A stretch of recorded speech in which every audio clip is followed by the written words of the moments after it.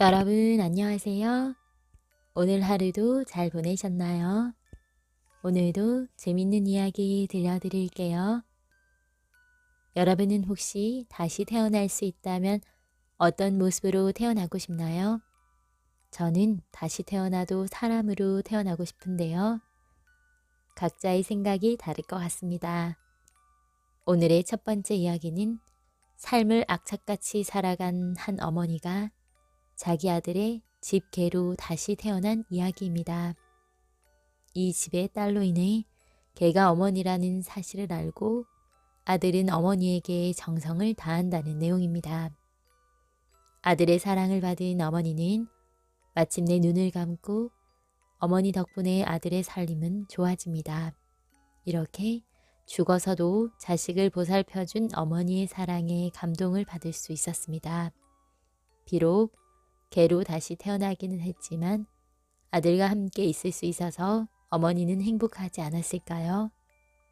부모님의 자식에 대한 마음은 감히 헤아릴 수 없습니다. 이 이야기를 들으며 부모님의 마음에 대해 다시 한번 생각해 볼 수 있는 시간이 되었으면 좋겠습니다. 그럼 이야기를 들으며 행복한 밤 되세요.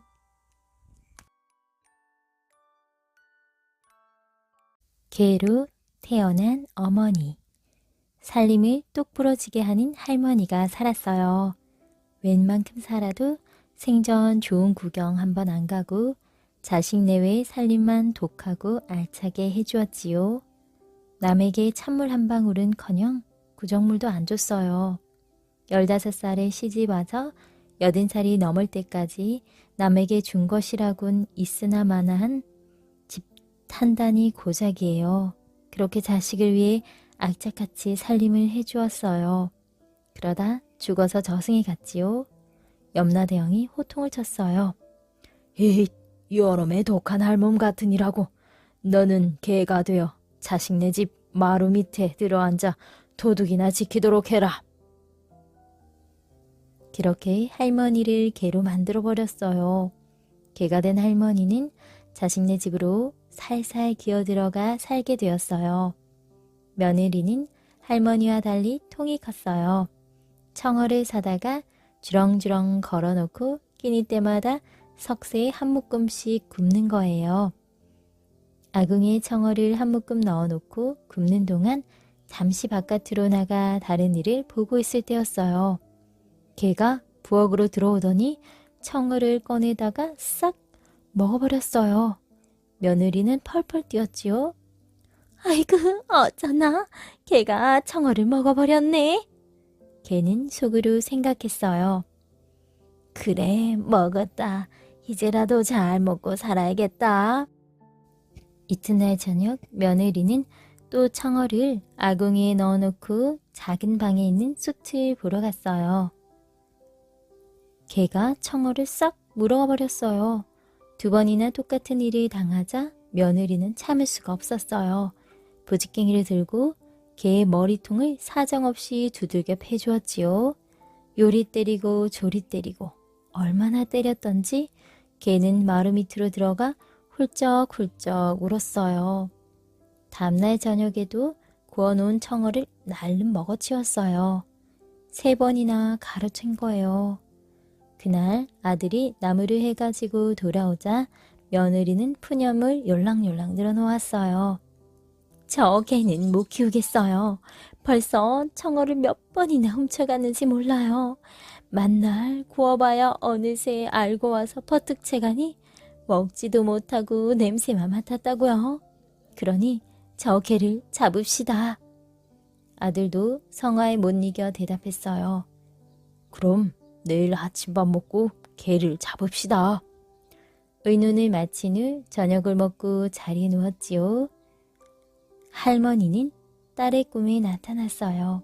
시집간 딸이 저 건너마을 감나무뜰에 살았거든요.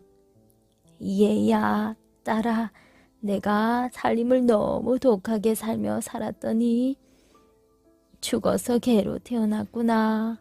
그래서 너희 오라비 집에 들어가 살게 되었단다. 네 올케가 청어를 많이 굽기에 내가 아득바득 산 것이 하도 억울해서 청어를 3번이나 먹어버렸다. 그러자 화가 난 자식 며느리가 내일 나를 잡는다고 하는데 어쩌면 좋겠느냐. 꿈에서 깬 딸은 깜짝 놀라 아침 일찍 친정으로 쫓아갔어요. 아이고, 오라버니, 마루 밑에 있는 저 개 절대로 잡지 마세요. 저 개가 우리 어머니랍니다. 어젯밤 어머니가 내 꿈에 나타났어요. 그리고 내가 얼마나 독하게 살림을 했던지 저승에서 개로 태어나게 해서 다시 너희 오라비 살림을 살아주고 도둑을 지켜준다고 하시더라고요. 오라버니, 저게 우리 어머니예요. 그래? 그래? 그러면서 한참 뒤에 아들은 머슴을 불렀어요. 어서 곶감문을 열어라. 머슴이 문을 열자 아들이 말했어요. 별을 7섬 널어라. 별을 널어서 말린 후 그날 저녁에 찧었어요. 머슴이 별을 찢는 동안 아들은 지프로 망태를 만들었어요. 쌀을 팔아 돈을 마련한 뒤 망태에 담았지요. 그리고 망태를 둘러매고 개를 그 안에 집어넣었어요. 개는 망태 안에 쪼그리고 앉아서 머리만 밖으로 내밀고 있었어요. 아들이 개를 바라보며 중얼거렸어요. 나 잘 살게 해주려고 그토록 고생만 한 우리 어머니. 개가 되어 내 마루 밑에 와서 도둑을 지켜주다가 청어 좀 먹었다고 며느리에게 머리를 맞아 골병든 우리 어머니. 아들은 돈을 한 뭉텅이 사가지고서 개를 어깨에 둘러매고 길을 나섰어요.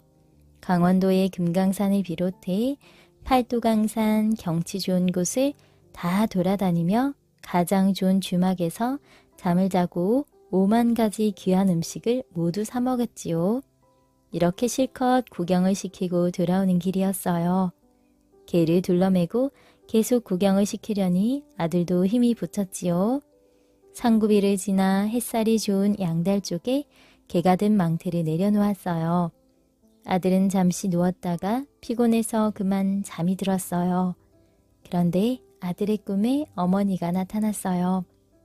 아이고 얘야, 내가 팔도강산 다니면서 좋은 구경 다 하고 먹고 싶은 것도 실컷 먹었구나. 이제 원도 한도 없단다.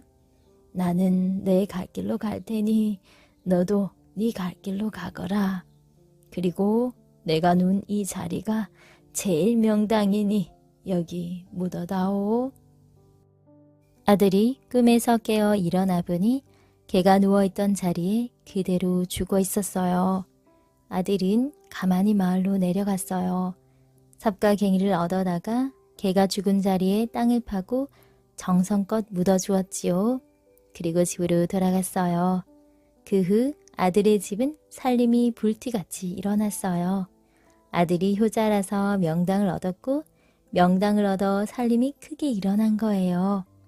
부자가 된 아들은 개 무덤을 찾아가 커다랗게 비석을 세웠어요. 아직도 그 개 무덤과 비석이 경상도 어느 마을에 있다는 거예요.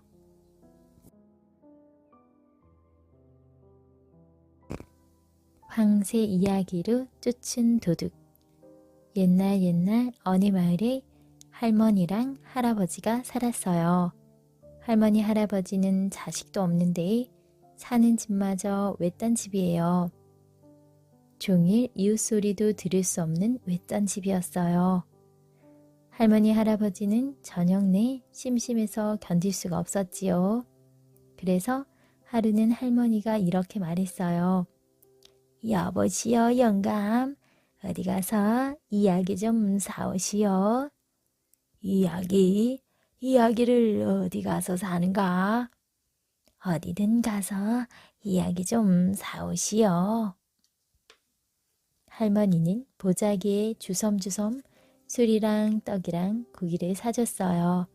할아버지는 주는 대로 짊어지고 집을 나섰고, 그런데 말이에요. 할아버지가 막상 사람을 만나도 싸운 걸 내놓으며 이야기 팔란 소리를 못했어요. 그래 온종일 타박타박 터벅터벅 돌아만 다녔지요. 배꼽 빠지게 재미난 이야기 어디 가서 사나? 눈물 나게 재미난 이야기 누구한테 사나? 이러면서 말이에요. 이야기는 한 자루도 사지 못했는데 어느덧 밥때가 되었어요. 할아버지는 에라 밥이나 먹고 가자 하면서 남의 집 논두렁에 앉아서 싸운 걸 풀었어요. 마침 논에서는 농부가 김을 메고 있었어요. 그런데 밥때가 됐는데도 농부는 밥 먹으러 갈 생각은 않고 일만 하는 거예요. 할아버지가 이상해서 소리쳐 물었지요. 밥때가 되었는데 어찌 밥 먹으러 안 가시오? 농부가 대답했어요. 먹을 것이 없어서 그렇지요. 그럼 내 밥을 좀 나눠줄 테니 대신 이야기나 한 자루 봐시오. 이야기요? 그래요, 이야기. 나는 지금 이야기를 사러 다니는 중이요. 농부는 사실 이야기하는 재주가 없었어요. 하지만 떡과 고기에 술까지 있는 걸 보니 이야기할 줄 모른다는 말은 나오지 않았지요. 그래 엉겹결에 이야기를 팔겠다고 말했어요. 할아버지는 좋아서 떡 주고 고기 주고 술도 따라 주었어요. 농부는 술을 한 잔, 두 잔, 고기를 한 점, 두 점, 떡을 한 조각, 두 조각 주는 대로 다 받아 먹었지요. 배부르게 먹었어요. 그런데 막상 이야기를 하려니 아는 이야기가 있어야 말이지요. 할아버지는 눈을 말똥말똥 뜨고 이야기를 기다리고 있는데 말이에요. 아이쿠야, 큰일 났다. 뭔 이야기를 한다냐?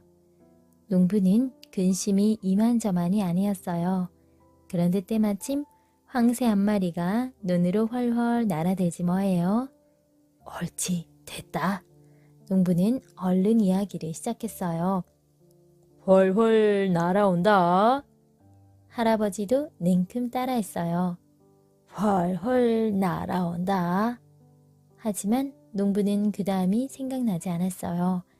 그런데 훨훨 날아온 황새가 성큼성큼 걸어왔어요. 옳지, 됐다. 농부가 얼른 이야기를 이었어요. 성큼성큼 걸어간다. 할아버지도 냉큼 따라했어요. 성큼성큼 걸어간다. 어이구야, 그 다음은 또 뭔 이야기로 있는다냐? 농부가 끙끙대고 있는데 황새가 이번에는 똘레똘레 주위를 살피는 거예요. 옳지, 됐다. 똘레똘레 살핀다. 할아버지도 냉큼 따라했어요. 똘레똘레 살핀다. 농부는 다시 황새를 쳐다보았어요. 주위를 살피던 황새가 기다란 주둥이로 논바닥을 콕 찍더니 우렁이를 쑥 빼먹었어요. 옳지, 됐다. 농부는 얼른 이야기를 이었어요. 콕 찍었다. 쑥 뺐다. 할아버지도 냉큼 따라했어요. 콕 찍었다. 쑥 뺐다. 우렁이로 배를 채운 황새가 다시 훨훨 날아가 농부가 그걸 보고 얼른 이야기를 마무리했어요. 훨훨 간다. 할아버지도 냉큼 따라했지요. 훨훨 간다. 이제 이야기 끝났으니 나는 일이나 할랍니다. 농부는 눈으로 돌아가고 할아버지는 신이 나서 집으로 돌아갔어요. 이야기 한 자루 짊어지고 날듯 뛰듯 집으로 돌아갔지요. 할머니가 물었어요. 영감, 이야기 사왔어? 그럼 사왔지. 아이고, 잘하셨어. 저녁밥 먹고 얼른 이야기해 주시오. 저녁밥을 먹고 나서 할머니랑 할아버지는 마주 앉아서 이야기를 시작했어요. 그런데 하필 그때 집에 도둑이 든 거예요. 부엌에 걸린 숯을 떼어가려고 도둑이 담을 넘어온 거예요. 할아버지는 그것도 모르고 낮에 산 이야기를 풀어놓기 시작했어요. 훨훨 날아든다. 할머니는 눈을 반짝이며 따라했어요. 훨훨 날아든다. 마침 도둑이 그 소리를 들었지요. 하지만 크게 마음을 쓰지 않았어요. 그래 성큼성큼 부엌으로 걸어갔어요. 할아버지는 그것도 모르고 계속 이야기를 했어요. 성큼성큼 걸어간다. 할머니도 눈을 반짝이며 따라했어요. 성큼성큼 걸어간다. 성큼성큼 걸어간다. 이게 무슨 소리지? 도둑은 혹시 들켰나 싶어 잠시 걸음을 멈췄지요. 하지만 별다른 기척이 없었어요. 휴, 들킨 줄 알았네. 도둑은 얼른 부엌에 들어가 쫄래쫄래 주위를 살폈어요. 할아버지는 이야기를 계속했어요. 똘래똘래 살핀다. 똘래똘래 살핀다. 살핀다고? 아무래도 누가 나를 보고 있는 것 같은데. 도둑은 점점 불안해졌어요. 그래 서둘러 솥 가장자리를 꼬챙이로 콕 찍어 쓱 빼냈어요. 할아버지는 그것도 모르고 이야기를 계속했어요. 콕 찍었다. 쑥 뺐다. 할머니도 눈을 반짝이며 따라했어요. 콕 찍었다. 쑥 뺐다. 그 소리를 들은 도둑은 가슴이 철렁 내려앉았어요. 에이, 누가 보고 있구나. 큰일 났다. 도망가자. 도둑은 그 길로 주랭랑을 놓았어요. 힘들여 빼낸 솥을 내팽개치고 꽁무니가 빠져라 도망을 간 거예요. 하지만 할아버지와 할머니는 전혀 알지 못했지요. 할아버지는 그저 낮에 사온 이야기만 했어요. 훨훨 간다. 훨훨 간다. 할머니는 눈을 반짝이며 따라했어요. 이야기가 재미나서 아이고 재미져라. 호호호 깔깔깔 박수치며 웃어댔지요. 짐승의 말을 알아듣는 각시. 옛날에 짐승의 말을 알아듣는 각시가 있었어요. 해 좋고 바람 좋은 어느 날 각시는 혼례를 치렀지요. 각시가 첫날 밤에 신랑이랑 잠을 자는데 부엌에서 시끌벅적한 소리가 들리는 거예요. 귀를 기울여 보니 솥에 든 밤에 무슨 수로 꺼내 먹지? 무슨 수로 꺼내 먹나? 쥐들이 노래를 하지 뭐예요. 그런데 잠시 뒤에 대장치가 나타나 쯔쯔쯔 혀를 차며 이러는 거예요. 이 바보들아, 부뚜막을 파면 되지. 부뚜막 한 쪽을 파면 부뚜막이 기울어져서 솥뚜껑이 저절로 열릴 거 아냐. 그럼 그때 밤을 몰고 오면 되지. 쥐들이 하는 말을 듣고 있다가 각시는 저도 모르게 킥킥킥 웃고 말했어요. 신랑은 각시가 자다 말고 웃으니 좀 이상해 보였어요. 무슨 일로 웃는 거요? 아무 일도 아닙니다.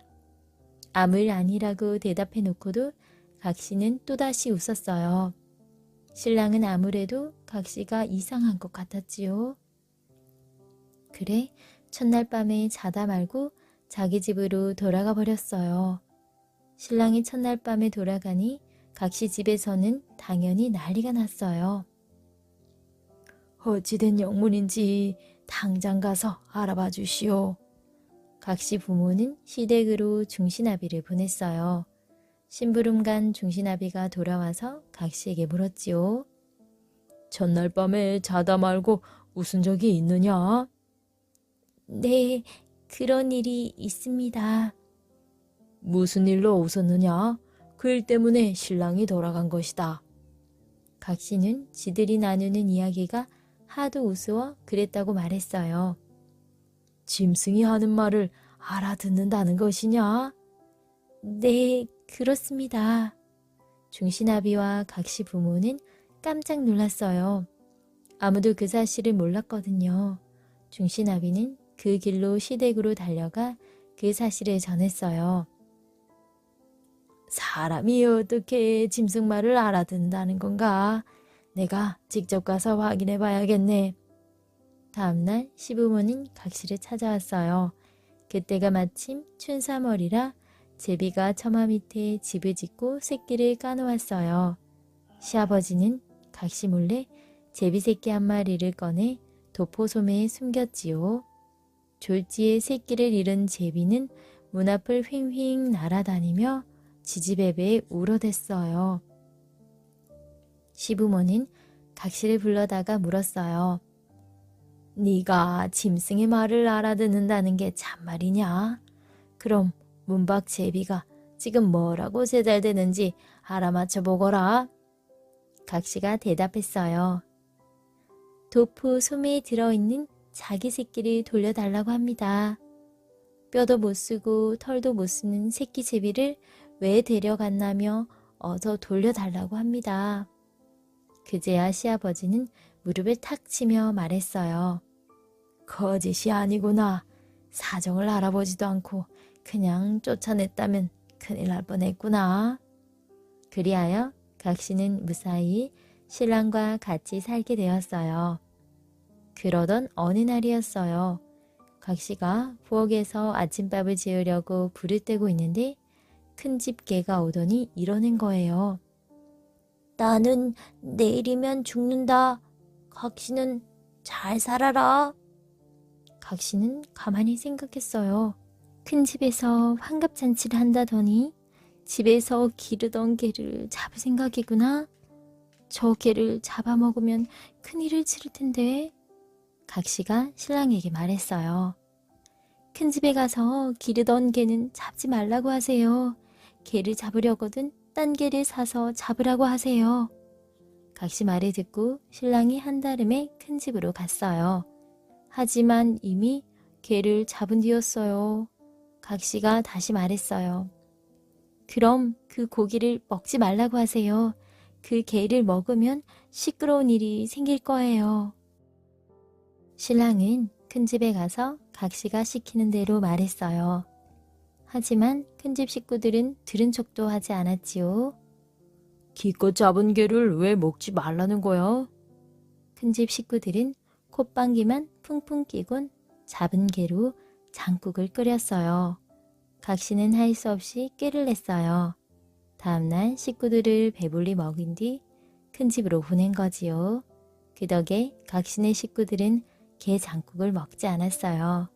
하지만 큰 집 식구들은 모두 게장국을 배불리 먹었지요. 그리고는 배가 아파 죽겠다며 방바닥을 구르며 난리를 쳤어요. 물론 각신의 식구들이야 멀쩡했지만 또 한 번은 이런 일도 있었어요. 하루는 각시가 빨래를 하러 가고 있는데 새떼가 지나가며 이러는 거예요. 사람들은 태평도 하지. 곧 태풍이 몰려와 논밭 모두 쓸어갈 텐데 그것도 모르고. 각시는 새의 말을 듣고 부랴부랴 집으로 돌아왔어요.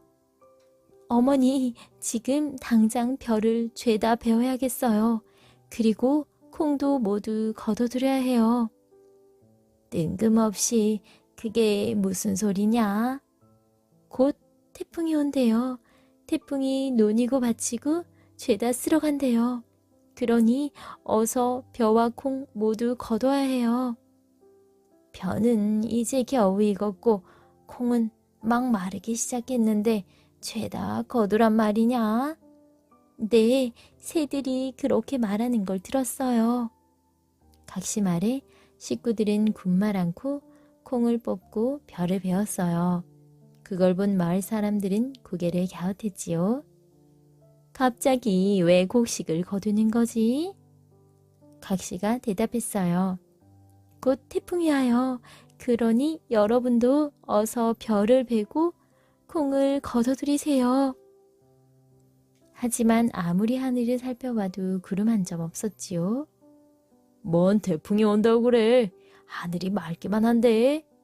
사람들은 각시 말을 듣지 않고 도리어 비웃기만 했어요. 아니나 다를까 날이 어두워지자 태풍이 몰아치기 시작했어요. 바람이 어찌나 거칠고 비가 많이 내리는지 수백 년 묵은 고목이 뽑히고 논과 밭이 죄다 물에 쓸려 내려갔어요. 그러자 다음에 봄이 되어도 씨 뿌릴 종자가 없지 뭐예요. 결국 마을 사람들은 각신의 집으로 종자를 얻으러 올 수밖에 없었어요. 각시야 물론 종자를 다 나눠주었지요. 그 덕에 마을 사람들은 다시 농사를 지어 먹을 수 있게 되었고 짐승의 말을 알아듣는 각시 덕에 집안 식구는 물론이고 마을 사람 모두 잘 살 수 있게 되었답니다.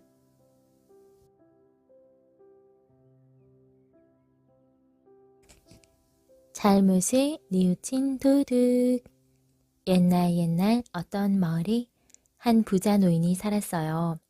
노인은 저녁이 되면 곳간문을 손수 닫았고 자다가도 일어나 집 뒤란을 돌아보곤 했어요. 하루는 자다가 나와서 뒤란을 돌아보는데 곳간문이 반쯤 열려있네요. 이상하다. 분명히 내가 곳간문을 닫았는데. 이상하다고 생각하며 다가가 가만히 살펴보았지요. 곳간 안에서 어떤 사내가 쌀을 욕심대로 퍼내고 있었어요. 그런데 그 사람이 자루를 짊어지려다 워낙 무거우니까 못 일어나고 주저앉고 또 주저앉고 하는 거예요. 그 사람이 다시 일어나려고 안간힘을 쓸 때 노인이 다가가 뒤에서 떠받쳐 주었어요. 사내는 겨우 일어나 그 길로 나가려고 획 돌아섰다가 노인을 보고 깜짝 놀라 도로 주저앉고 말았지요. 걱정 말고 지고 가게. 나는 이것 없어도 먹고 살 수 있네. 하지만 이번만이네. 다시는 이런 짓을 하지 말게. 먹고 살기 위해 온갖 짓을 다 하더라도 도둑질을 하면 안 되지. 달리 어떻게 벌어먹고 살지 생각해보게.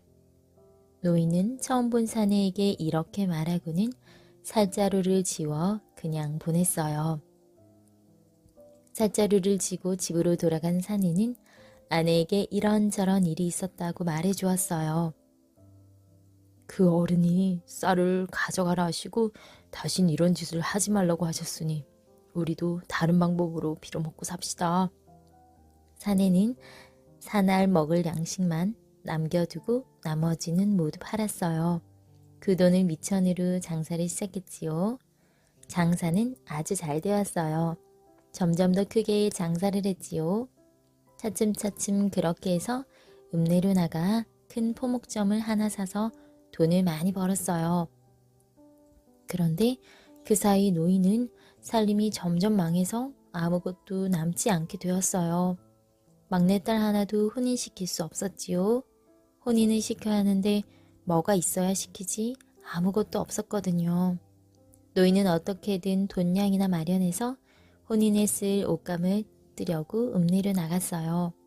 동지 섣달이라 날씨도 굽고 땅은 질적질적해서 집신 쉬는 발이 엉망이 되었지요. 포목점 안으로 들어가려는데 주인이 노인을 보고 크게 반가워했어요. 아이고 아버님, 안으로 들어가시지요. 아니, 나에게 아버지라고 부를 만한 사람이 없는데 자네가 누군데 그러는가? 그러시겠지요. 일단 안으로 들어가시지요.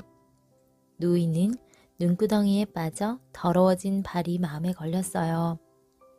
발이 이런데 어떻게 방으로 들어가겠나? 닦으면 그만이지요. 방으로 두십시오. 노인이 방으로 들어가자 사내가 아내에게 말했어요. 가서 방 청소 좀 하게. 그러고서 하인을 불렀어요. 장에 가서 술과 안주를 좀 사오게. 하인이 술과 안주를 사오자 다시 아내를 불렀어요. 어서 따순 점심 좀 내오게. 사내는 점심을 먹으며 사실대로 이야기했어요. 제가 오래전에 어르신 댁에 가서 도둑질했던 그 사람입니다. 그제야 노인은 기억이 났어요. 부자가 된 사내를 보고 놀라움을 감출 수 없었지요. 기특하고 대견하다는 생각이 들었어요. 그렇구먼.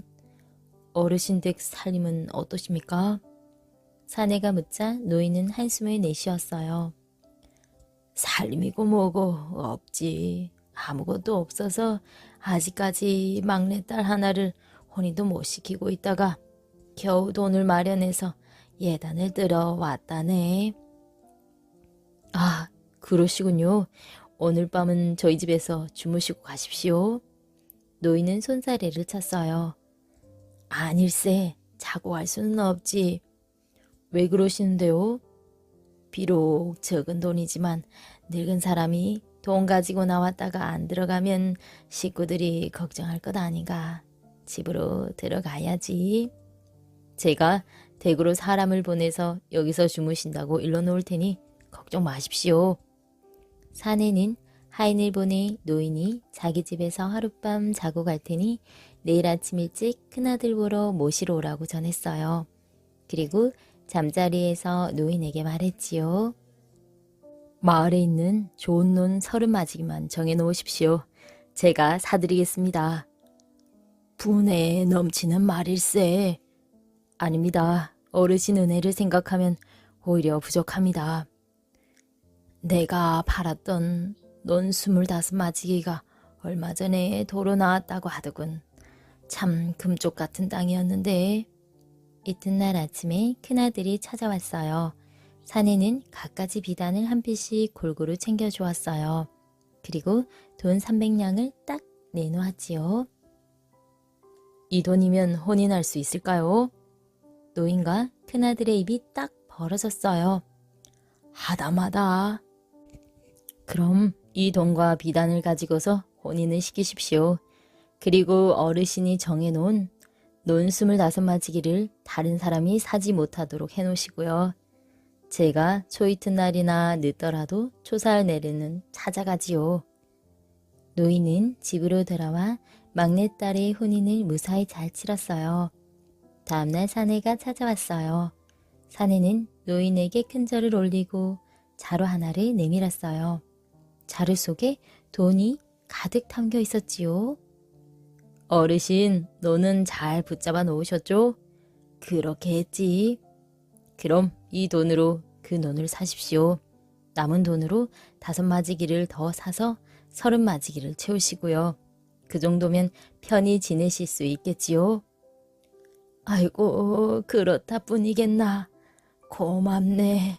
고마워. 그날 밤 어르신께서는 제게 쌀을 후하게 주시며 도둑질 말고 달리 빌어먹고 살 일을 찾으라고 하셨지요. 그런 말씀이 없었다면 저는 지금까지도 나쁜 길에 빠져 있었을 겁니다.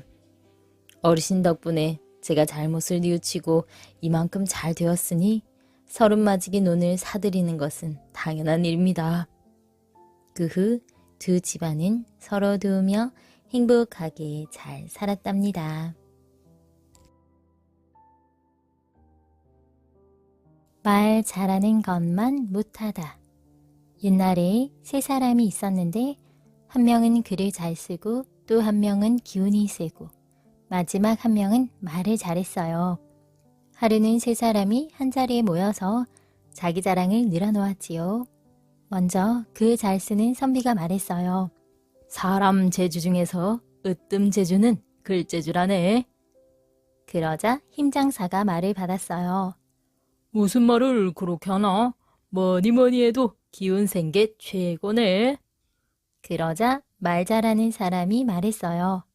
아니네. 글재주도 좋고 기운 센 것도 좋지만 말 잘하는 재주가 제일 좋다네.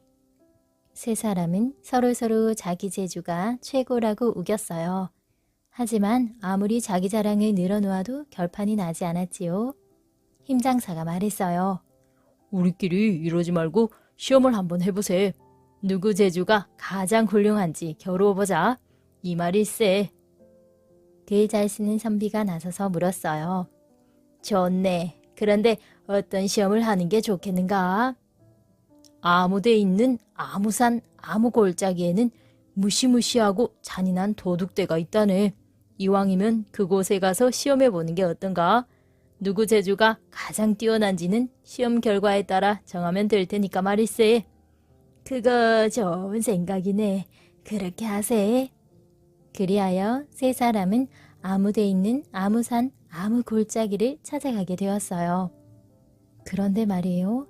골짜기에 들어서자마자 세 사람은 도둑들에게 잡히고 말았지요. 도둑들은 세 사람을 잡자마자 골방에 가두고는 칼을 썩썩 갈아댔어요. 세 사람을 모두 죽이려고 말이에요. 재주 좋은 세 사람은 장난삼아 자기 자랑을 하다가 허무하게 도둑에게 죽게 생겼어요. 깊은 산속에서 꼼짝없이 죽게 생겼으니 이를 어쩌면 좋은가. 세 사람은 한숨을 내쉬었지요. 그때 말 잘하는 사람이 힘센 사람한테 말했어요. 자네는 힘이 세니까 힘을 써서 빠져나갈 궁리를 해보게나. 알았네. 내가 이번 기회에 기운 센 게 재주 중에 으뜸이라는 걸 보여주겠네. 힘장사는 손바닥에 침을 퇴퇴 뱉고는 문을 잡아 흔들었어요. 하지만 문은 꼼짝도 하지 않았어요. 이번에는 냅다 발로 걷어쳐 보았지요. 하지만 문이 어찌나 단단하고 튼튼한지 끄떡도 안 해요. 외려 힘장사만 나동그라지고 말았어요. 말 잘하는 사람이 이번에는 글 잘 쓰는 선비에게 말했어요. 자네가 글을 잘 쓰니 도둑놈들한테 글을 써보내 살 길을 구해보는 건 어떤가? 알았네. 내가 이번 기회에 글재주가 재주 중에 으뜸이라는 걸 보여주겠네. 글 잘 쓰는 선비는 도둑들한테 기나긴 편지를 써보냈어요. 그러나 도둑들은 편지를 받자마자 이렇게 말했지요. 이놈들이 우리가 까막눈이라고 놀리는 거야 뭐야. 다 죽게 된 놈들이 글은 무슨 글이야? 도둑들은 버럭 화를 내며 편지를 내던져 버렸어요. 힘장사와 선비는 그만 풀이 죽고 말았지요. 힘과 글재주로는 살 길을 구할 수 없네. 이제는 말 잘하는 자네가 나서서 살 길을 찾아보게. 말 잘하는 사람은 빙긋 웃어 보이더니 그럼 자네들은 내가 시키는 대로만 하게. 하고는 지금부터 목을 놓아 울다가 웃다가 하라는 거예요. 두 사람은 말 잘하는 사람이 시키는 대로 큰 소리로 울다가 하하하 웃었어요. 웃은 다음에는 또다시 꺽꺽 울고 말았지요. 그걸 보고 도둑들은 고개를 갸웃했어요. 세 사람이 우는 것은 죽게 돼서 슬퍼서 우는 것 같은데 웃는 것은 도무지 까닭을 알 수 없었거든요. 도둑들이 세 사람한테 와서 물었어요. 우는 까닭은 알겠는데 웃는 까닭은 도무지 모르겠다. 너희들은 대체 왜 웃는 것이냐? 말 잘하는 사람이 대답했어요. 우리는 역적질을 하다가 나라에 잡힐 것 같아 여기까지 피신해 온 것이요. 그런데 당신들한테 잡혀 죽게 되었소. 이제 우리가 원하는 대로 나라에 잡혀 죽지 않게 되어 좋아서 웃소. 하지만 청춘의 몸으로 허무하게 죽으니 목숨이 가엾고 아까워서 우는 것이요. 말 잘하는 사람 말을 듣다 보니 도둑들은 은근슬쩍 딴 마음이 생겼어요. 저놈들이 역적이라니 그냥 죽일 게 아니라 나라에 갖다 바쳐야 되겠다. 그러면 나라에서 분명 많은 상금을 내릴 것이다.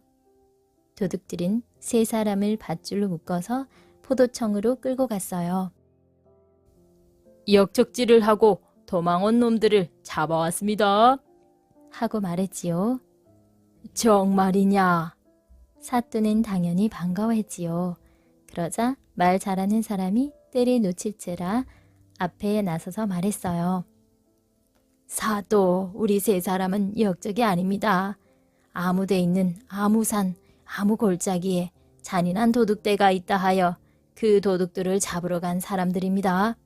그러나 그냥 잡을 수가 없어서 여차여차 꾀를 내서 이렇게 잡혀온 것으로 꾸몄습니다. 그게 정말이냐? 사또는 급히 포졸들이 시켜서 도둑들을 때려잡았어요. 그리고는 세 사람에게 큰 상금을 내렸지요. 말 잘하는 사람이 글 잘 쓰는 선비와 힘장사에게 말했어요. 어떤가? 힘이 세도 글을 잘 써도 말 잘하는 것보단 못하지 않은가?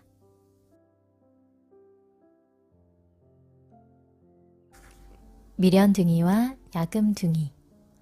옛날 어느 집에 아들 형제가 살았는데 형은 미련해서 미련둥이고 동생은 똑똑하고 약아서 야금둥이에요. 하루는 야금둥이가 한양으로 과거를 보러 갔어요. 그런데 한양에 도착해서 보니 어느 대감집에서 방을 붙여놨지 뭐예요.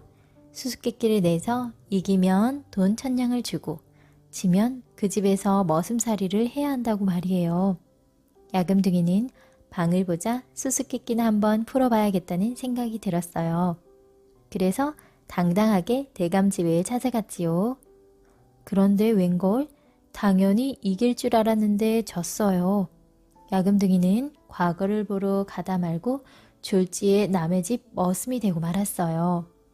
이 소식을 형 미련둥이가 들었어요. 미련둥이가 어머니한테 말했어요. 어머니, 수수께끼 풀러 가야겠어요. 말도 안 되는 소리 하지 마라. 네 동생은 그렇게 똑똑하고 약은데도 지지 않았니? 너는 상대도 되지 않는다. 가지 마라. 어머니가 한사코 말렸는데도 미련둥이는 가야겠다며 결국 집을 나섰어요. 저녁때가 다 되어 대감집에 도착한 미련둥이는 대문 앞에 서서 큰 소리로 외쳤어요. 계십니까? 수수께끼 풀러 왔습니다. 머슴이 나오더니 미련둥이를 대감한테 데려다 주었어요. 대감이 말했어요. 내가 주인이니 먼저 하겠다. 그러시지요. 내가 수년 전에 부자로 살 적에 백마 한 마리가 있었다. 그런데 그 백마가 죽어서 가죽을 벗겨 기둥에 걸쳐 놓았는데 이놈이 다시 살아나서 온 산을 뛰어다니지 뭐냐. 대체 어떻게 하면 이 백마를 잡겠느냐? 미련둥이가 대답했어요. 그거 말입니까? 간단합니다. 강원도 금강산에 들어가면 부들부들한 쇠골이 있습니다. 그걸 한 움큼 베어다가 말 앞에 대고 흔들면서 워워 하면 말이 붙들립니다. 네가 아주 미련한 놈이구나. 눈이 이렇게 쌓였는데 어떻게 쇠골이 자라겠느냐? 대감 말에 미련둥이가 씩 웃으며 대답했어요. 그럼 죽은 말은 어떻게 되살아납니까? 대감은 그만 말문이 막혔어요. 제가 이겼습니다. 1,000냥 주십시오. 대감은 어쩔 수 없이 1,000냥을 내주었어요. 이번엔 제 차례입니다. 그래, 해라. 미련둥이는 엉거주춤하게 서서는 대감에게 물었어요. 대감님, 제가 앉겠습니까? 서겠습니까? 뭐라고? 대감은 순간 당황하고 말았어요. 앉을 거라고 말하면 설 거라고 대답하겠지. 설 거라고 말하면 앉을 거라고 대답할 거고 말이야. 이를 어쩐다. 대감은 대답을 못하고 쩔쩔맸어요. 그러자 미련둥이가 말했어요. 대감님 지셨습니다. 1,000냥 주십시오. 대감은 또다시 1,000냥을 내줘야 했어요. 이번엔 내 차례다. 하십시오. 내가 수년 전에 부자로 살 적에 무쇠방석을 썼느니라. 그런데 요즘은 올이 풀려서 못쓰게 생겼다. 어떻게 하면 올이 안 풀리겠느냐? 그거 말입니까? 간단합니다. 모래로 새끼를 꼬아서 친친 감으면 절대 안 풀립니다. 대감은 코웃음을 쳤어요. 이놈이 정말 미련한 놈이구나. 모래로 어떻게 새끼를 꼬겠느냐? 그럼 세상에 어디에 올 풀리는 무쇠방석이 있답니까?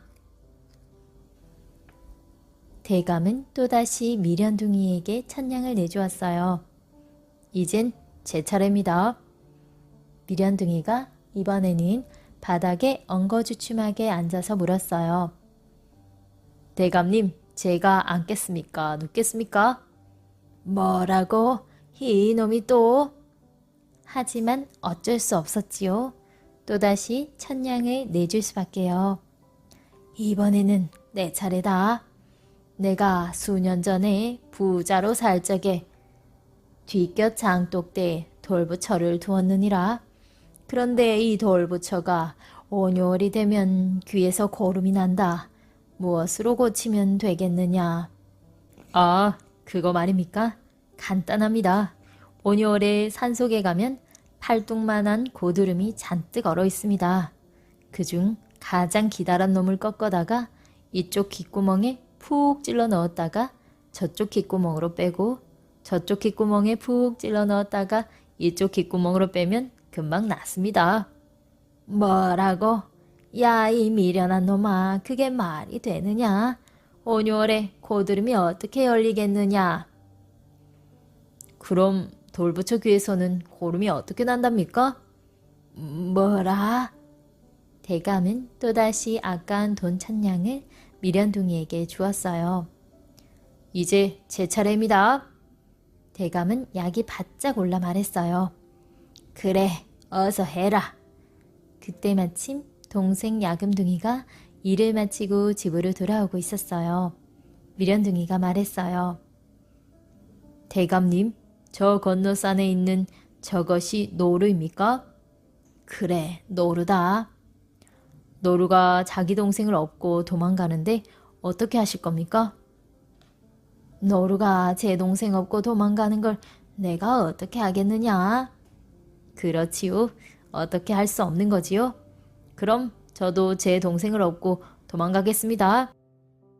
미련둥이는 그 길로 동생 야금둥이를 업고 집으로 돌아갔어요. 대감은 해놓은 말이 있으니 이러지도 저러지도 못했지요. 미련둥이가 야금둥이를 업고 가는 걸 멍하니 바라보기만 했어요. 고양이와 4명의 모카 장수. 어느 마을에 모카 장수 4사람이 있었어요. 그들은 똑같이 돈을 내서 동무장사를 했어요. 싼 모카가 있으면 사서 광 속에 가득 보관해 두었다가 값이 오르면 내다 파는 일이었어요. 그런데 이들에게는 광 속에 사는 쥐가 모카를 못쓰게 만들곤 하는 게 큰 골칫거리였어요. 아무래도 고양이가 있어야겠어. 4사람은 고양이 값을 똑같이 나눠내고 고양이 한 마리를 샀어요. 그런데 고양이를 누가 책임지지? 돈도 똑같이 냈으니 책임도 똑같이 지지 뭐. 그럼 4사람이 고양이 다리를 하나씩 맡아 책임지고 보살피기로 하면 어때? 그게 좋겠어. 그러던 어느 겨울날 고양이가 다리 하나를 다쳤어요. 내가 맡은 다리이니 내가 치료해줘야지. 그 다리를 맡은 모카 장수는 솜에 산초 기름을 찍어 고양이 다리에 동염해 주었어요. 그런데 그때 마침 고양이가 불을 쬐려고 아궁이 옆으로 갔어요. 그러다가 다리에 싸맨 산초 기름에 불이 붙고 말았어요. 야옹, 야옹. 놀란 고양이가 이리저리 뛰다가 광 속으로 도망치는 바람에 불이 그만 모카 더미에 옮겨 붙었어요. 불은 순식간에 번져 모카는 잿더미가 되고 3사람은 빈털터리가 되었어요. 그러자 고양이의 성한 다리를 맡고 있던 새 모카 장수가 다친 다리를 맡았던 모카 장수에게 따졌어요. 이번 불은 순전히 자네 때문이야. 그 상처에다 왜 하필이면 불이 잘 붙는 산초기름을 찍은 솜으로 싸매주었나? 맞아. 그것 때문에 고양이 다리에 불이 옮겨 붙었고 결국 모카가 다 타버린 거 아니야? 자네 잘못으로 우리까지 손해봤으니 어서 모카 값을 다 물어내게. 그러나 그 사람으로서는 억울한 일이었어요. 내가 고양이에게 그러라고 시킨 것도 아니고 나도 손해본 건 마찬가지지 않나. 그런데 나보고 모카 값을 다 물어내라니 그건 너무하지 않은가? 그러나 3사람은 들은 척도 하지 않고 마침내 그 고을 사또에게 판결을 부탁했어요. 이야기를 들은 사또는 3사람이 한 사람에게 잘못을 돌리려는 게 괘씸했어요. 여봐라, 이번 일은 너희 3사람의 잘못이니 오히려 저 사람에게 모카값을 물어주도록 하라. 예? 사또나리, 그게 무슨 말씀입니까? 분명히 저자가 고양이 다리에 산초기름을 묻힌 솜을 싸매었기에 불이 붙지 않았습니까? 그러니 목화값은 저희가 받아내야 옳지요. 사또는 세 사람에게 물었어요. 듣거라. 고양이가 다친 다리에 불이 붙었어도 아궁이 옆에만 있었으면 목화강에 불이 나지 않았을 걸 아니냐? 예, 구야 당연한 말씀입니다. 그런데 불이 붙은 고양이가 목화강으로 도망치고 말았다. 그때 어느 다리로 뛰어갔지? 구야 나머지 성안 세 다리로 도망쳤겠지요. 그렇다면 성한 다리 때문에 불이 난 것이 아니냐?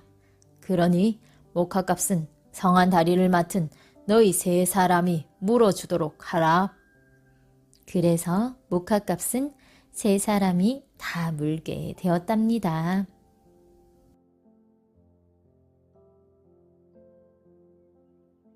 바보 총각의 비단 팔기. 어느 가난한 집에 어머니와 함께 살고 있는 총각이 있었어요. 총각은 누가 놀리거나 흉을 봐도 늘 말없이 히히 웃기만 했어요. 그래서 동네에서는 바보라고 놀림을 받았고, 그럴 때마다 총각의 어머니는 언제나 이렇게 말했어요. 자기 혀가 함부로 말하는 걸 막지 못하는 사람이 진짜 바보란다. 그러던 어느 날 어머니는 아들에게 장사하는 법을 배우게 하려고 고이 간직하고 있던 비단 세필을 내주었어요. 너도 이제 혼자 힘으로 살아가는 법을 배워야 한다. 그러니 오늘은 장에 가서 이 비단을 한번 팔아보아라. 비단 한 필에 돈 10냥씩은 꼭 받아야 한다. 알겠느냐? 예, 어머니. 그런데 말이 많거나 아첨을 하는 사람들에겐 절대로 팔지 말아라. 그런 사람들은 똑똑한 체하며 말로 남을 괴롭히거나 도둑심보를 가진 사람들이니까. 예, 어머니. 그 대신 말이 없는 사람들에게는 팔아도 좋아. 그런 사람들은 되게 겸손하고 마음 좋은 사람들이니까. 예, 어머니. 바보 총각은 비단을 등에 메고 장으로 갔어요. 장에 들어서자 얼라꿍 달라꿍 요란하게 옷을 입은 젊은 여자들이 다가와 물었어요. 그 비단 팔 건가요? 어디 좀 봅시다. 좀 비싼 것 같은데 이거 진짜 비단인가요? 총각은 젊은 여자들을 쫓아버리고 말 없는 사람이 오길 기다렸어요. 이번에는 나이든 아주머니와 딸이 비단을 사러 왔어요. 이 비단 한 필에 얼마지요? 10냥이에요. 아유, 비싸라. 9냥만 해요. 안 돼요. 우리 어머니께서 꼭 10냥은 받으라고 하셨어요. 비단이 좋긴 하네. 색깔도 참 곱고. 하지만 너무 비싸서 우리 같은 사람이 아니면 누가 사겠어요. 그럼 이걸로 한 필만 줘요. 안 돼요. 글쎄, 10냥 다 드린다니까요. 안 돼요. 말 많은 사람한테는 안 팔아요. 뭐라고요? 이렇게 해서 총각은 하루 종일 비단 한 필도 못 팔고 다시 집으로 향했어요. 그러다가 어느 절 앞을 지나가는데 돌부처가 자기의 비단을 보고 빙긋이 웃는 것 같았어요. 손님, 이 비단이 마음에 드세요? 총각이 몇 번을 물어보아도 돌부처는 아무 말이 없었어요. 옳지, 이 사람은 진짜 말이 없는 사람이구나. 총각은 기뻐하며 비단을 펼쳐 보였어요. 보세요, 한 필에 10냥이에요. 세 필 다 사시겠어요? 지금 돈이 없나 본데 괜찮아요. 내일 다시 올 테니 여기서 만나요. 진짜 좋은 사람이네. 말을 한마디도 안 하잖아. 총각은 신이 나서 집으로 돌아왔어요. 어머니, 말 없는 사람한테 비단 세 필을 모두 팔았어요. 잘했다. 아니, 그런데 비단 판 돈은 어디 있느냐? 내일 받기로 했어요. 아니, 돈도 안 받고 비단을 다 주었단 말이냐? 걱정 마세요. 내일 꼭 받아올 테니까요. 다음날 총각이 돌부처를 찾아갔더니 비단은 온데간데 없었어요. 간밤에 도둑이 비단을 모두 훔쳐간 것을 모르는 총각은 반가워하며 말했어요. 약속대로 나와주셨군요. 그럼 비단값 주세요. 어제 사가신 비단값 말이에요. 아이, 어서 비단값 달라니까요. 총각은 시치미를 뚝 떼고 있는 돌부처를 잡아당겼어요. 그 바람에 돌부처가 앞으로 넘어졌어요. 꽈당! 아니, 이게 뭐지? 총각은 돌부처가 서 있던 자리에 금은 보화가 번쩍거리는 것을 보고 깜짝 놀랐어요. 그것은 도둑들이 훔쳐서 감춰놓은 것이었어요. 에이, 진작 돈을 갖고 왔다고 말씀하시지. 아깐 쓰러뜨려 죄송해요. 총각은 돌부처를 제자리에 세워놓고 보물을 자리에 넣어가지고 집으로 돌아왔어요. 아니, 이게 웬 보물이냐? 비단값 판돈이에요. 어머님 말씀대로 정말 말이 없는 사람이 좋은 사람이지 뭐예요. 어머니는 총각을 칭찬했어요. 그래, 잘했다. 앞으로도 장사는 그렇게 해야 한다. 알겠느냐? 예, 어머니. 우리 아들한테 남다른 재주가 있을 줄 알았다니까. 그 후 총각은 어머니를 모시고 오래오래 행복하게 잘 살았답니다.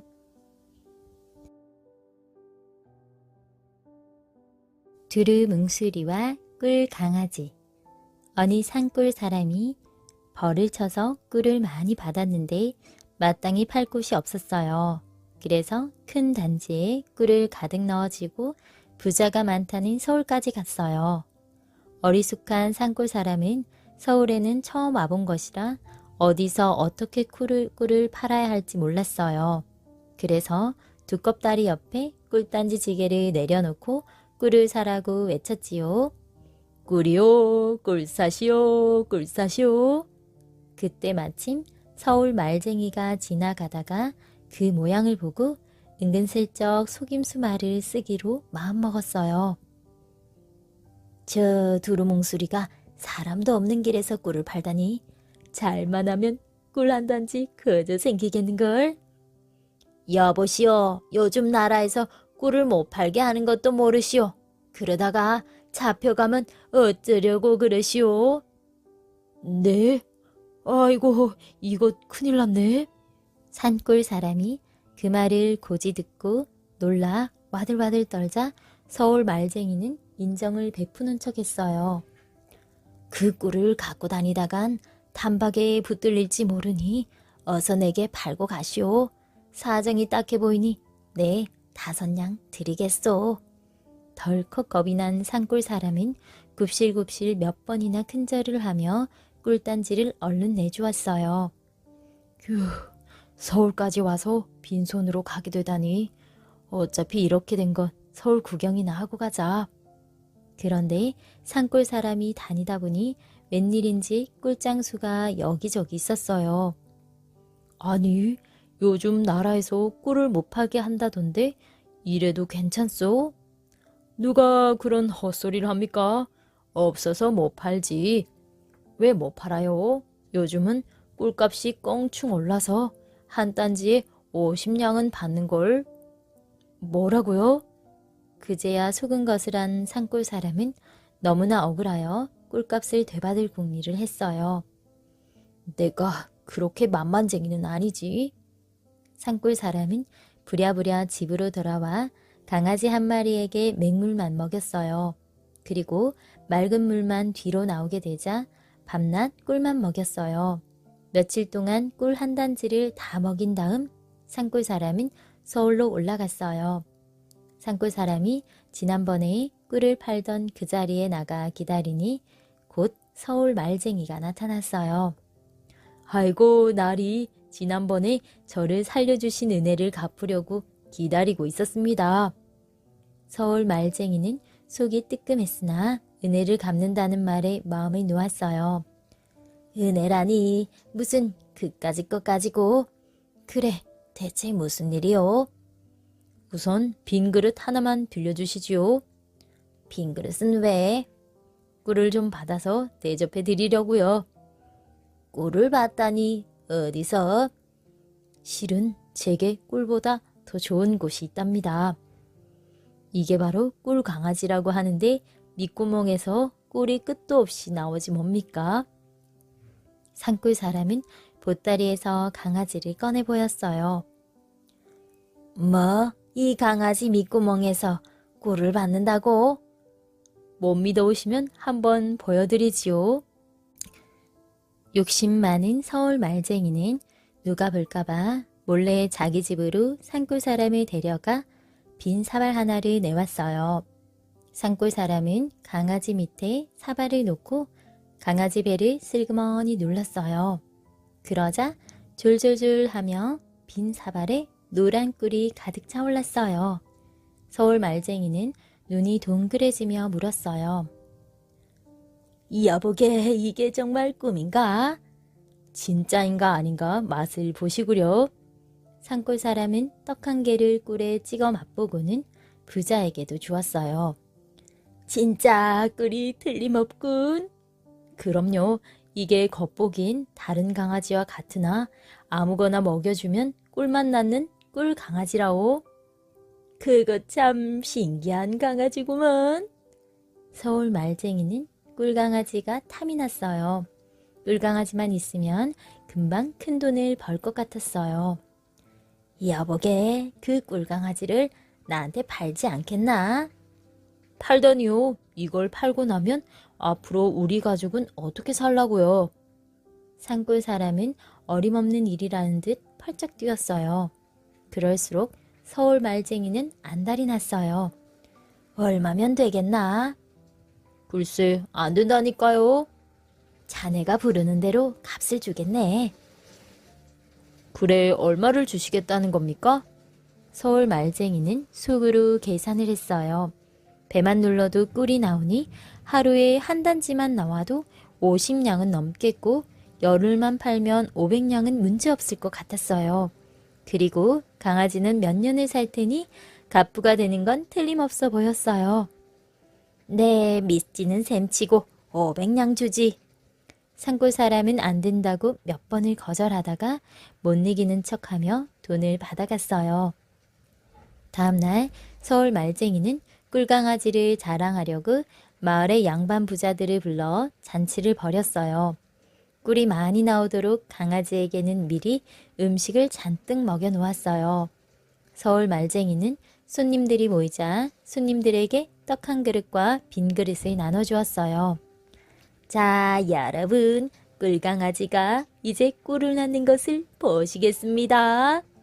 그러고는 자신이 직접 강아지를 들고 돌아다니며 강아지 배를 꾹꾹 눌렀어요. 으이구, 냄새. 아이고, 더러워. 음식을 잔뜩 먹은 강아지는 사발 가득 똥을 듬뿍듬뿍 누워 놓았어요. 에그, 내가 톡톡이 되갚음을 받았구나. 잔치는 엉망이 되었고 서울 말쟁이는 망신을 당해 그 후로 낯을 들고 다니지 못했답니다.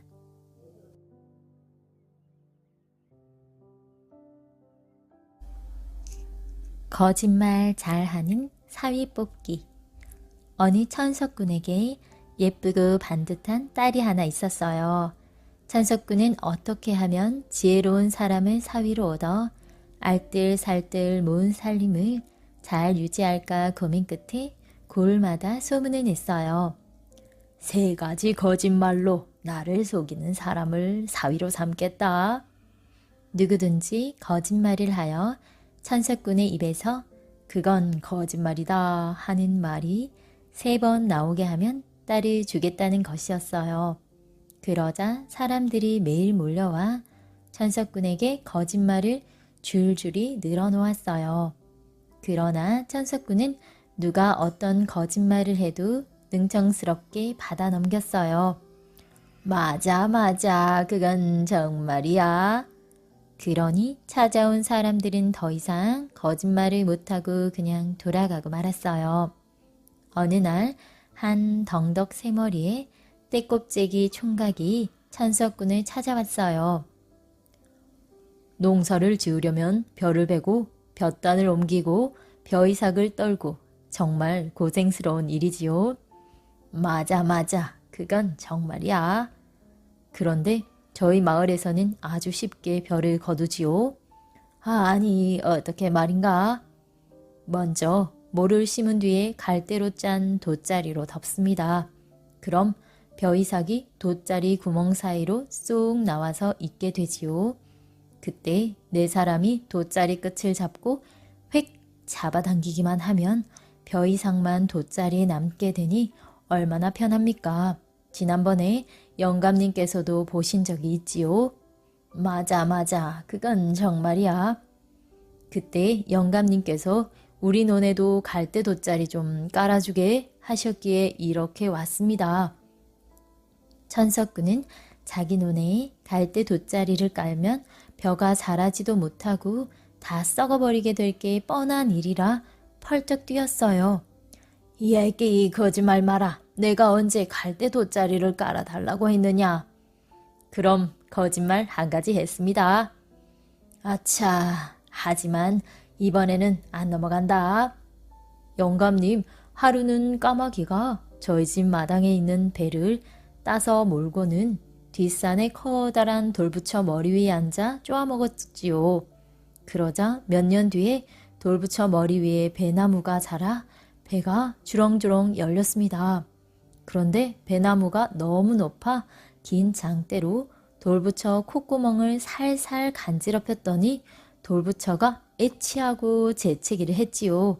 그 바람에 배가 우르르 쏟아져 10자루나 주워 담았는데 그걸 영감님의 할아버지께 천냥에 팔았지요. 맞아, 맞아. 그건 정말이야. 그런데 영감님의 할아버지께서 어찌된 셈판인지 배값을 주지 않고 돌아가셨으니 배값 1000냥을 주십시오. 이 얘기 거짓말 마라. 우리 할아버지께서 언제 너희 집 배를 샀단 말이냐? 그럼 거짓말 2가지 했습니다. 아차, 또 넘어갔군. 천석군은 정신이 번쩍 들어 이번에는 뭐라고 하든 맞다고 하리라 단단히 마음을 먹었어요. 그런데 갑자기 떼껍데기 총각이 울기 시작했어요. 아이고, 아이고. 아니, 갑자기 왜 우는 건가? 이 집과 재산은 원래 제 것이 아닙니까? 그래서 너무 기뻐서 우는 것입니다. 뭐라고? 천석군이 생각해보니 보통 일이 아니었어요. 그 말이 정말이라고 하면 재산을 뺏기고 거짓말이라고 하면 그 총각을 사위로 삼아야 했어요. 저런 어처구니가 있나.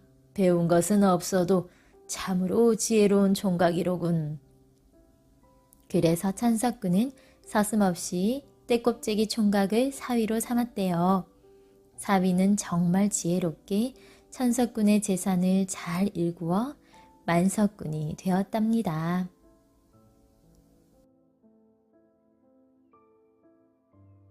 돌더미와 금덩이. 어느 곳에 울타리도 없이 몹시 가난한 오롱이 조롱이 집이 있었어요. 식구는 오롱조롱 많은데 다 농사만 지어놓으면 욕심 많은 지주 영감이 터무니없이 내놓으라는 바람에 가난뱅이 신세를 면할 길이 없었어요. 하루는 막내 아들이 밭일을 하다가 서당 아이가 지나며 글을 외우는 것을 들었어요. 모래가 쌓여 언덕이 되고 작은 물방울이 모여 강물이 된다. 막내 아들은 그 소리를 듣고 깔고 앉아 쉬던 돌멩이를 들고 와서는 식구들에게 말했어요. 내일부터 누구든지 밖에 나갔다 들어올 때는 무엇이든 한 개씩 들고 오는 게 어때요? 정 아무것도 없으면 돌멩이 하나라도 들고 오기로 해요. 그러면 무엇이든 모일 게 아니에요. 식구들은 그 말에 희망을 갖고 밖에 나가 일을 하다가 집에 올 때면 무엇이든 들고 왔어요. 쓸만한 게 없을 땐 정말 돌멩이라도 하나씩 들고 왔지요. 그러다 보니 마당에는 돌멩이가 쌓여 금방 돌더미가 생겼어요. 그것을 보고 막내가 말했어요. 이것 보세요. 돌멩이가 금방 산더미만해졌잖아요. 우리가 힘을 합해 열심히 일하면 곡식도 산더미처럼 쌓일 거예요.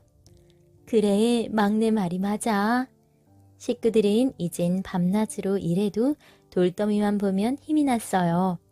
그런데 어느 날 아침 옆집에 살고 있던 지주 영감이 돌더미를 보고 깜짝 놀랐어요. 아니, 돌더미가 왜 저렇게 번쩍번쩍하지? 저건 금덩이 아냐? 저 가난뱅이가 돌멩이인 줄 알고 쌓아놓았군. 막내가 처음 들고 왔던 넓적 돌멩이가 사실은 금덩이였던 거예요. 욕심이 난 지주 영감은 부랴부랴 농부의 집으로 달려갔어요. 아니, 여보게, 쓸모없는 돌멩이는 뭐하러 이렇게 쌓아두었나? 너무 가진 게 없어서 이거라도 모아보려고요. 저런 자네 가족이 그토록 고생하는 것을 보니 딱하게 그지없네. 그래서 말인데 내 마침 쓸 일이 있으니 이 돌더미와 쌀 백석하고 바꾸는 게 어떤가? 농부는 욕심 많은 지주 영감의 말에 어리둥절했지만 지주 영감이 막무가내로 오기니 거절할 수가 없었어요. 헤헤, 저 금덩이가 쌀 만석값은 되겠구나. 지주 영감은 신이 나서 얼른 쌀 백석을 주며 말했어요. 잠깐, 제일 밑에 쌀가마니는 제일 처음 거둔 만물이라 고사 지낼 것이니 내려놓아라. 옛날에는 제일 처음 거둔 것을 따로 모셔두었다가 조상님께 제사 지낼 때 썼는데 이것을 만물이라고 했어요. 그래서 농부와 새아들은 제일 밑에 쌀가마니 하나를 내려놓고 쌀을 모두 실어왔어요. 이제 저 돌더미를 싣고 가자. 지주 영감은 하인들을 시켜 말이 끄는 수레에 돌더미를 싣도록 했어요. 모두 싣고 마지막으로 제일 밑에 금덩이를 싣고 떠나려는데 막내 아들이 말했어요. 잠깐만요. 제일 밑에 돌멩이는 처음 제가 주온 만물이라 고사 지낼 것이니 내려놓겠습니다. 그러고는 식구들과 함께 제일 밑에 있던 금덩이를 집어내리는 것이었어요. 아니. 지주 영감은 깜짝 놀라 소리쳤어요. 영감님께서도 제일 처음 거둔 쌀가마니를 고사 지낼 만물이라고 내려놓으셨으니 저희도 제일 처음 쌓은 돌멩이를 고사상에 올려놓아야지요. 그래서 지주 영감은 울상이 되어 어쩔 수 없이 쓸모없는 돌더미만 싣고 갔어요. 가난했던 농부네는 돌더미도 치우고 쌀 백석에 금덩어리까지 갖게 되어 막내의 말대로 정말 마당에 곡식을 산더미처럼 쌓아놓고 잘 살았답니다.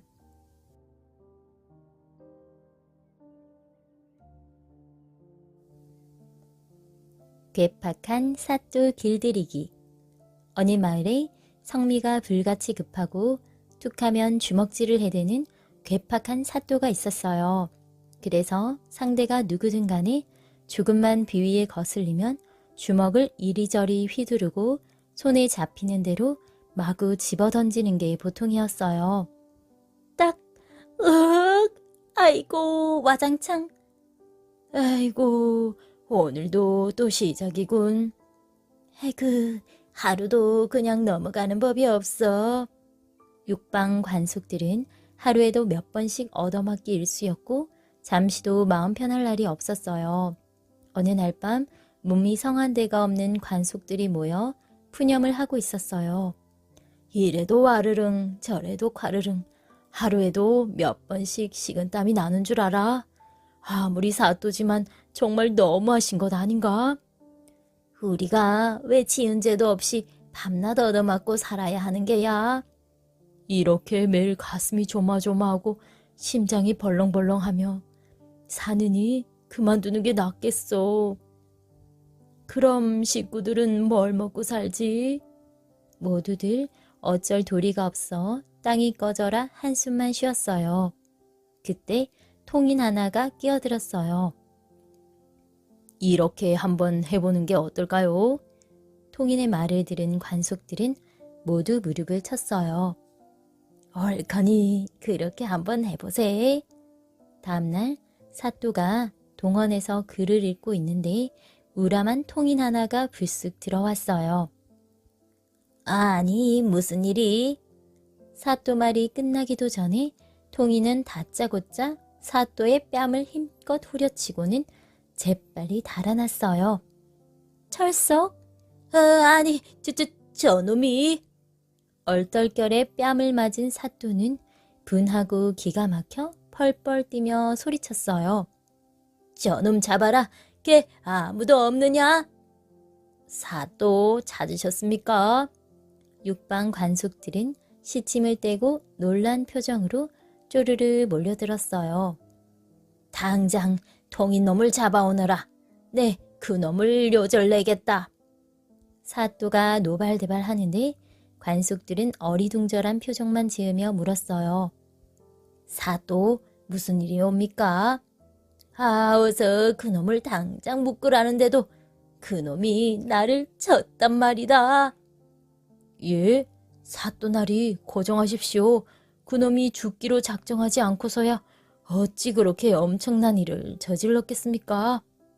관속들은 고개를 갸우뚱거리며 말도 안 되는 표정을 지었어요. 뭐야? 글쎄, 그놈이 분명히 불쑥 들어와 내 뺨을 쳤다는데도? 사또는 답답하여 눈을 두글두글 굴리며 고래고래 소리를 질렀어요. 그 소리를 들은 사또의 아들이 하인을 불렀어요. 이게 무슨 소린가? 하인은 능청스럽게 말했어요. 아이고, 도련님 큰일 났습니다. 글쎄 사또께서 헛소리를 하시지 뭡니까? 뭐야? 사또의 아들이 놀라 달려가 보니 사또가 실성한 사람처럼 이리 뛰고 저리 뛰며 악을 쓰고 있었어요. 아버님, 고정하십시오. 뭐라고? 통인놈이 날 때렸는데 나보고 고정하라고? 그러고도 네 놈이 내 자식이더냐? 사또는 더욱더 날뛰며 아들까지 후려쳤어요. 아이쿠, 여봐라. 어서 의원을 불러라. 아들은 사또가 실성한 것으로 여겨 다급히 말했어요. 아니, 이젠 저놈이 나를 미친 사람으로 보네. 내 이놈. 아이고. 사또는 재성미를 못 이겨 그만 자리에 눕고 말았어요. 그때 감사가 그 마을을 지나가다가 그 마을 사또가 병이 들었다는 소문을 듣고 문병을 하러 왔어요. 감사를 보자 사또는 푸념을 늘어놓기 시작했어요. 아이고, 대감. 세상에 이런 기막히고 분한 일이 또 어디 있겠습니까? 글쎄, 벌건대 낮에 통인놈이 제 뺨을 때리지 뭡니까? 정말 병이 심하긴 심하군. 저래서야 어찌 마을을 보살필꼬. 사또가 실성했다고 생각한 감사는 그날로 사또를 퇴직시키고 말았어요. 벼슬을 잃고 고향으로 돌아온 사또는 또 봉변을 당할까 두려워 괴팍한 성미를 고치게 되었답니다.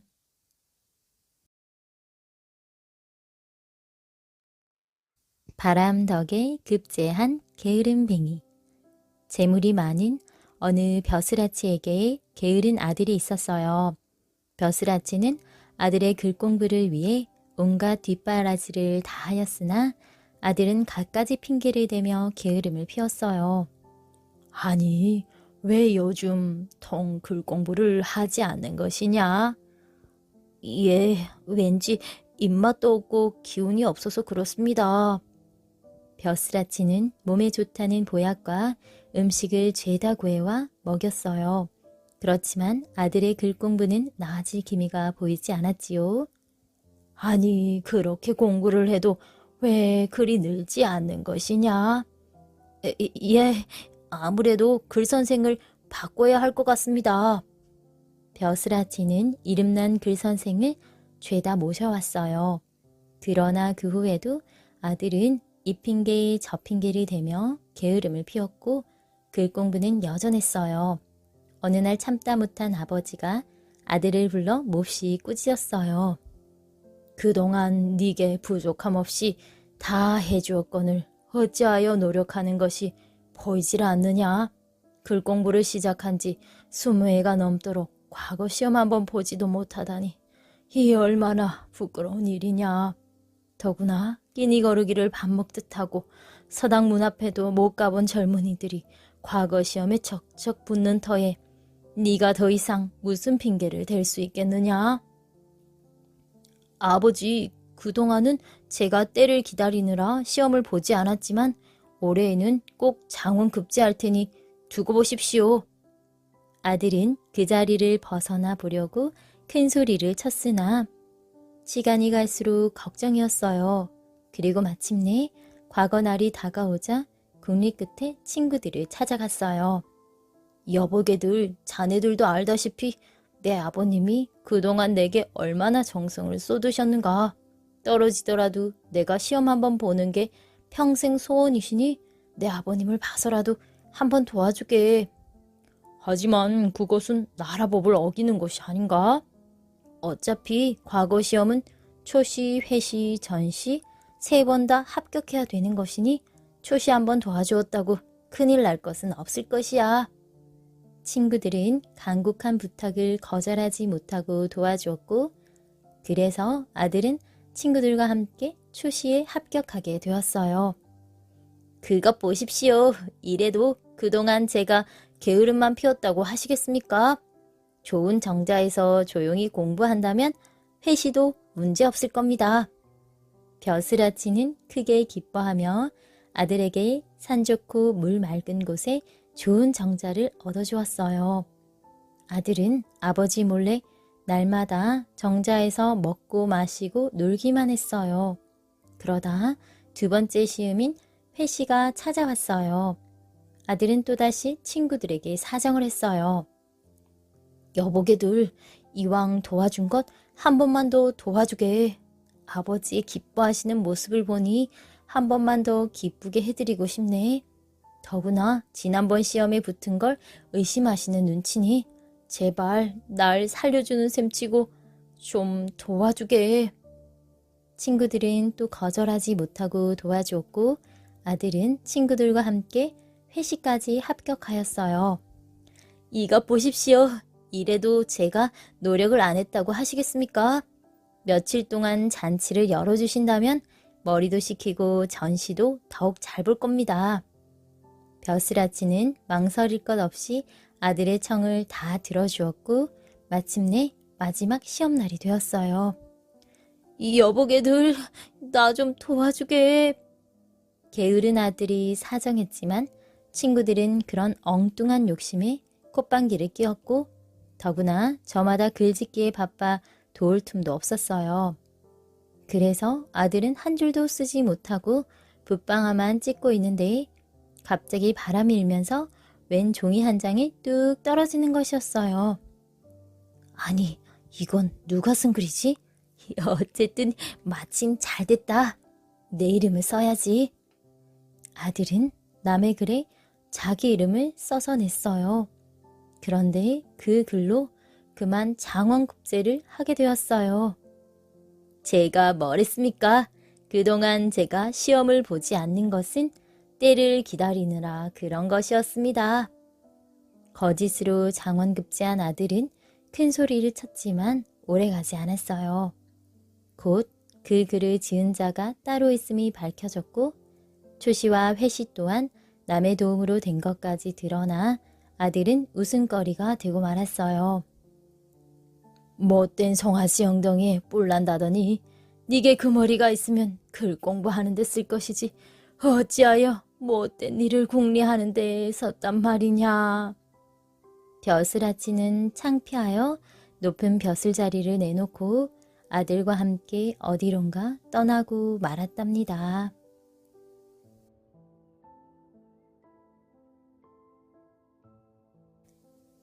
금주령과 곤장 300대.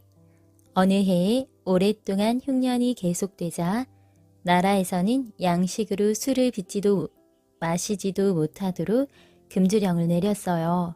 그런데 어느 고을에 한 효자가 늙은 아버지의 생신을 맞아 술 한 마를 빚고 아버지의 친구들을 초대했어요. 아버님의 생신을 맞아 술을 조금 빚었으니 유쾌하게 노시기 바랍니다. 자네의 혀성이 지극한 걸 보니 우리도 즐겁네. 노인들은 친구 아들의 효성을 기특하게 생각하며 기쁘게 마셨어요. 그런데 웬일인지 잔치 때마다 빠지지 않던 아버지의 친구 한 사람이 보이지 않았어요. 공짜 영감이 오늘은 왜 오질 않는 거지? 공짜라면 제일 먼저 달려오는 사람이. 노인들이 한참을 기다리자 늦게서야 공짜 영감이 들어왔어요. 그래서 친구들이 술을 권하자 공짜 영감은 친구의 아들을 불러 꾸짖는 것이었어요. 자네는 양반의 아들로서 나라에서 금주령을 내렸는데 어찌 거리낌 없이 술을 내놓는가? 다른 사람들은 모두 함께 마시고 즐긴다 해도 나는 그런 짓 못하겠네. 그러더니 공짜 영감은 친구들이 붙드는 것도 뿌리치며 가버렸어요. 그러자 아버지의 친구들이 효자에게 말했어요. 공짜 영감은 충직한 듯하나 욕심과 시기가 많은 사람이니 관가에 고발할까 걱정이네. 자네가 어서 따라가서 애걸이라도 해서 모셔오는 게 좋겠네. 그래서 효자는 공짜 영감을 따라가서 간곡히 사정했어요. 요즘 들어서는 혼례나 상례나 잔치에 술을 조금 빚는 것은 금하지 않는다고 합니다. 그래서 아버님의 생신을 맞아 조금 빚은 것입니다. 어르신께서 함께 마시지 않으신다면 저희 아버님께서 얼마나 서운해 하시겠습니까? 공짜 영감은 한참 동안 다시 꾸짖더니 엉뚱한 말을 꺼냈어요. 그럼 자네 집의 논을 모두 내게 주게. 올해엔 내가 농사 좀 지어보겠네. 예? 저희 집에 가진 것이라곤 논뿐이온데 그것을 다 내놓으면 어찌 부모님을 복양하고 살겠습니까?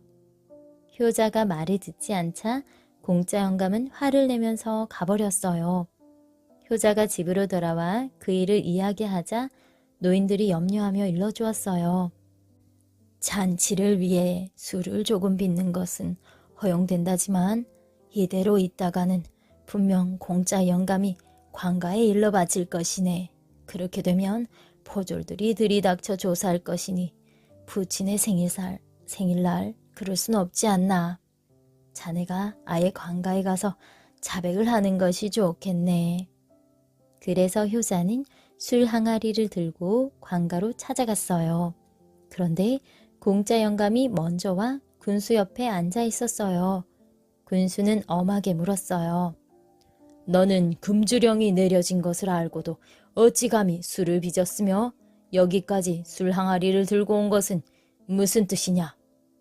저희 아버님께서는 몸이 불편하셔서 바깥 출입을 못하셨지요.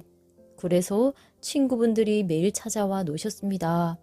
금주령이 내린 이후엔 술 대신 차를 드시곤 했는데 마침 아버님 생신을 맞아 잔치 땐 술을 조금 쓰는 것이 허용된다기에 조금 대접한 것입니다. 그래서 여러 어른들께서는 아버님의 장수를 빌며 흔쾌히 술을 드셨는데 유독 한 분만 마시지 않고 가셨습니다. 그래서 뒤쫓아가서 다시 들어가시도록 권하자 그분은 저희 집의 논을 모두 내놓으라 하였으나 형편상 도저히 할 수 없는 일이었습니다. 그런데 아버님의 친구분들은 그분이 관가에 고발할 것을 미리 알았고 포졸들이 들이닥치면 생신 잔치를 한 것이 도리어 불효가 되었기에 제가 아버님 몰래 벌을 받으러 온 것입니다. 효자의 말을 들은 군수는 사정을 알아채고 일부러 노한 척 크게 꾸짖었어요. 너는 이미 술을 빚어 나라법을 어겼으니 그 죄는 용서받지 못할 것이다. 그러나 술 항아리를 이미 관가에 바쳤고 오늘이 네 부친의 생신날이니 특별히 곤장 10대를 내리겠다. 그리고는 옆에 있던 공짜 영감에게 말했어요. 당신은 날마다 만나는 친구와의 우정은 생각지 않고 의리와 인정을 끊으면서까지 금주령을 어긴 자를 고발했으니 참으로 충성스럽소. 그래서 당신을 이 고을의 음주를 단속하는 감독관으로 임명해야겠소. 이제 이 고을은 오늘부터 걱정할 것이 없겠소. 그러자 고을 백성들은 공짜 영감의 악독함이 무서워 감히 술 빚을 생각을 하지 못했고 공짜 영감은 단 한 건의 위반도 찾아내지 못했어요. 군수는 3일 후에 공짜 영감을 잡아들여 책임을 물었어요. 어찌하여 여태 단 한 명도 잡아들이지 못했단 말이오. 군수는 그 벌로 곤장 10대를 맞게 하더니 다시 3일 후에는 곤장 30대를 또 3일 후에는 40대를 맞게 했어요. 이렇게 해서 공짜 영감은 보름 동안 300여 대의 곤장을 맞았어요. 사람들은 군수의 처결을 통쾌해하며 입을 모았어요. 재물을 탐해 친구와의 의리를 저버린 자는 짐승과 같으니 매로 다스림이 말당할 것이야.